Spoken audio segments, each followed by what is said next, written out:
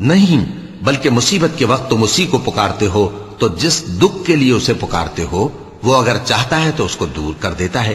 اور جن کو تم شریک بناتے ہو اس وقت انہیں بھول جاتے ہو۔ اور ہم نے تم سے پہلے بہت سی امتوں کی طرف پیغمبر بھیجے، پھر ان کی نافرمانیوں کے سبب ہم انہیں سختیوں اور تکلیفوں میں پکڑتے رہے تاکہ عاجزی کریں، تو جب ان پر ہمارا عذاب آتا رہا وہ کیوں نہیں عاجزی کرتے رہے، مگر ان کے تو دل ہی سخت ہو گئے تھے، اور جو کام وہ کرتے تھے شیطان ان کو ان کی نظروں میں آراستہ کر دکھاتا تھا۔ پھر جب انہوں نے اس نصیحت کو جو ان کو کی گئی تھی فراموش کر دیا تو ہم نے ان پر ہر چیز کے دروازے کھول دیے، یہاں تک کہ جب ان چیزوں سے جو ان کو دی گئی تھیں خوب خوش ہو گئے تو ہم نے ان کو ناگہاں پکڑ لیا،